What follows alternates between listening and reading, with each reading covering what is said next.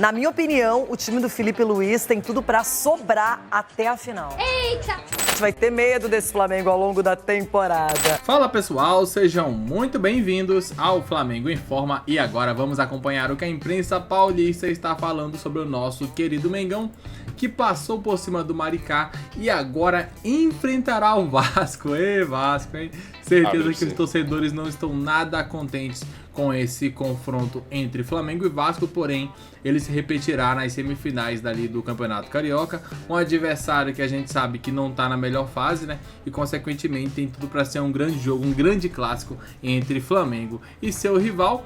E o Ronaldo, ali a Renata, a equipe lá do Jogo Aberto pôde analisar o que aconteceu nesse jogo, também o que esperar, até porque saíram os confrontos, né? Flamengo e Vasco numa semi, na outra Volta Redonda e Fluminense. É isso que vamos ver a partir de agora. O link do Jogo Aberto estará aqui na descrição para que vocês possam acompanhá-los na íntegra.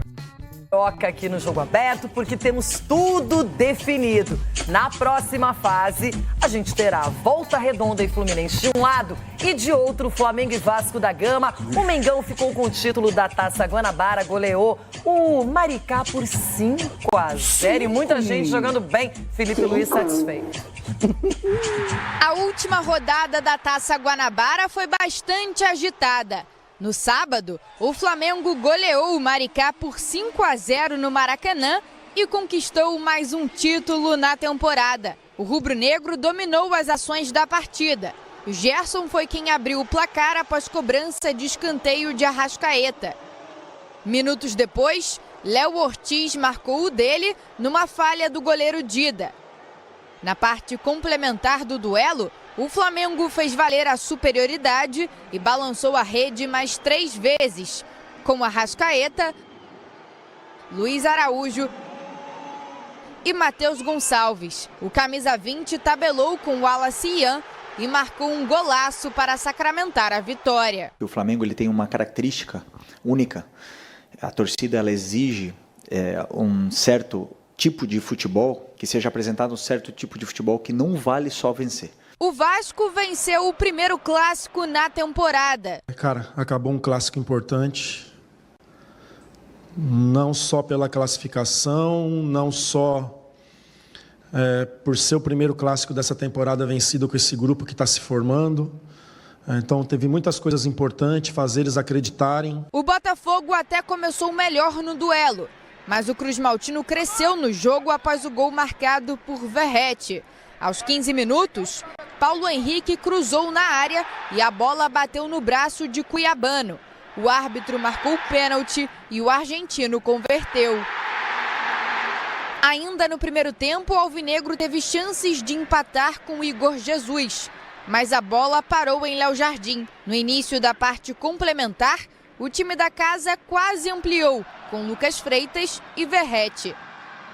Na reta final da partida, Cuiabano recebeu de Marlon Freitas, mas isolou. Logo depois, aos 37, foi a vez de Savarino desperdiçar uma grande oportunidade. Com a vitória, o Vasco se classificou para as semifinais do Campeonato Carioca. Isolado na artilharia do estadual, Verratti destaca os pontos positivos da Taça Guanabara e projeta o próximo clássico com o Flamengo. Cara, a gente cumpriu o primeiro objetivo, que era classificar a semifinal. Agora a gente acha que vai pegar o Flamengo. Tem muita sede de revancha. Vai ser um jogo difícil, mas a gente acredita que está melhorando, que pode melhorar. E hoje le ganamos a um grande equipe. O resultado tirou o Botafogo até da Taça Rio, já que o Nova Iguaçu venceu o Madureira por 2-1.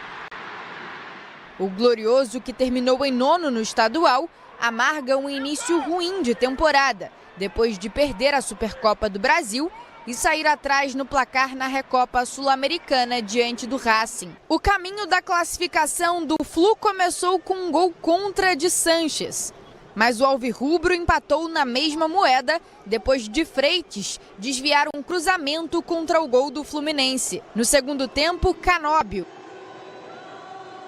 e Serna aumentaram o marcador. O Bangu ainda diminuiu o placar com João Veras de pênalti. Final 3-2 para o Fluminense. A torcida não gostou da atuação, o Bangu, uma campanha horrorosa, rebaixado no Campeonato Carioca, e o Fluminense teve dificuldades, hein? Não dá para entender o que está acontecendo nesse começo de temporada.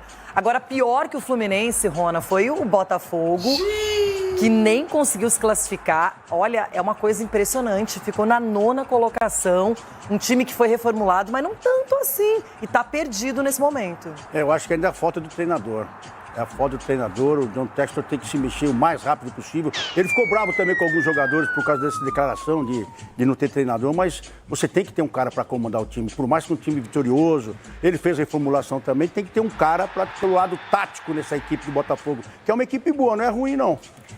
Mas perdeu muita gente ali por lesão e também quando perde Luiz Henrique e Almada, você realmente fica bem difícil de repor, substituir.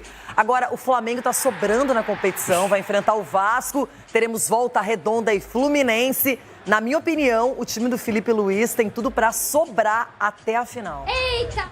Então jogando até com gripe, resfriado, tudo, porque aquele né, com 50 graus, depois vai pro ar-condicionado, volta e joga. Esse time do Flamengo não tem muito que mexer, e o Felipe tem feito isso. Ele não inventa, ele coloca todo mundo, cada um no seu lugar e fala, ó, sejam felizes. É isso que é importante no futebol e o Flamengo vem andando aí conquistando. Quando você joga com um adversário que não é superior, tem que ir pra cima mesmo, tem que golear. Fez 5-0 no Maricá e muita gente jogando bem, o Gerson abrindo o placar, Arrascaeta voltando, Luiz Araújo, Cebolinha, Léo Ortiz, tá numa fase. Porque nós estamos em outro patamar. Olha lá. Ai, a gente vai ter medo desse Flamengo ao longo da temporada. As palavras do Juca sobre quem tá jogando bola, Mauro César Pereira. O Flamengo amassou o Maricá, mas é o Maricá.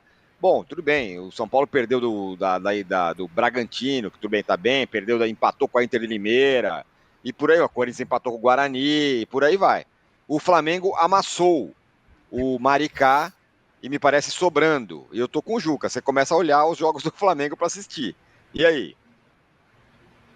Eu acho que a questão é como o time se comporta, né? Não é só o placar, né? É a forma como a equipe tem jogado. Entendendo, como já foi dito pelo próprio técnico, que essa etapa da temporada é pré-temporada mesmo, né? O Felipe Luiz já falou isso claramente. Então ele tenta ajustar o time e fazer com que o time evolua, e a forma como o time se impõe chama atenção, porque ninguém meteu 5-0 do Maricá, muito menos com essa facilidade, né? Ontem o Fluminense teve que suar sangue para conseguir vencer o Bangu por 3-2. E o Bangu já rebaixado, dispensando o jogador, numa situação de profunda crise. O Bangu que fez 2 gols no campeonato inteiro, até o jogo de ontem fez mais 2. Então foi de fato algo que chamou a atenção. Uma pressão absurda de novo, o adversário não consegue respirar, não consegue ter a bola, aí faz um gol, faz outro gol, no segundo tempo faz mais um terceiro, faz o quarto, faz o quinto, não para de atacar. E isso evidentemente empolga, né? Porque você pode vencer um time mais fraco sem todo esse requinte, faz 2-3-0 ali e tal, administra, mas não. Inclusive com os jogadores saindo do banco e marcando gols muito bonitos, né? Como foi, por exemplo, o gol do Gerson foi bonito, o gol do Matheus Gonçalves foi espetacular, o gol do Luiz Araújo lembrou um gol do Sávio, inclusive driblando em alta velocidade entrando na área. Então foram gols bonitos, uma vitória maiúscula. O único ponto negativo foi a presença do público, né? 27 mil pagantes, público ridículo. Lembrando que no ano passado o Flamengo ganhou a Taça Guanabara vencendo a Madureira diante de 63 mil pessoas. Agora teve menos de 30 mil. Por quê? Presentes. E por quê? Porque o ingresso está mais caro, as organizadas fizeram uma manifestação, não foram ao Maracanã, não apareceram, em protesto contra o preço dos ingressos. E o presidente do Flamengo depois disse que não, o preço é esse, que senão não consegue manter um time tão caro. Como se o Flamengo dependesse da bilheteria para pagar o salário dos seus jogadores, quando o Flamengo tem outras fontes de renda. Essa é apenas uma delas. E no ano passado, com o ingresso mais barato, a renda foi maior, com muito mais gente no estádio. E além da renda, com mais gente no estádio, mais se gasta no bar, no estacionamento, na compra de produtos que são vendidos. Ou seja, a economia é maior. Eles gostam de usar aquela expressão agora, match day, né? Que é muito comum lá na Premier League, lá na Inglaterra. Pois é, o match day bomba muito mais com 60 mil pessoas, porque se consome muito mais. Isso é óbvio, é básico. Então o argumento do BAP é muito fraco. Muito fraco, e as torcidas fizeram a manifestação correta não comparecendo. E, enfim, se você está cobrando esse preço agora, o pessoal começa a ficar preocupado com o que virá depois. Simplesmente o cara não tem grana para comprar ingresso. O ingresso custava 50, custando 80, algo assim, enfim. Mas em campo, de fato, foi um jogo de muita imposição e como ensaio para o que será a temporada, deixa o torcedor animado. É isso aí, o Mauro César tem razão, né? Com o aumento dos ingressos, fica muito complicado de assistir o jogo do Flamengo, né? Os jogos do Flamengo. E aquilo, é um jogo contra o Maricá, que teoricamente não valia mais nada, o Flamengo já estava bem classificado. Imagina pegar ali uma semifinal, quantos não será o ingresso entre Flamengo e Vasco? Então assim, é algo preocupante.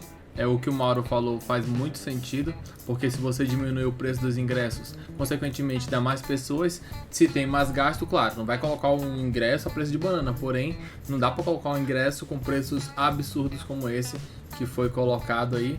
Então, com isso, o Flamengo ganha do Maricá, vence muito bem e, é claro, vai firme e forte para enfrentar o Vasco nas semifinais. Diz o que você pensa, você gostou da atuação do Flamengo, não gostou? O que você pensa também sobre a situação do estádio, né? Sobre os valores cobrados ali no Maracanã, eu acho muito altos e eu quero saber o que vocês pensam, ainda mais que o Flamengo joga numa constância muito grande, então assim, você vê um jogo para assistir outro, vai demorar muito mais. Daqui a pouco voltaremos com muitas informações. Obrigado a todos, valeu!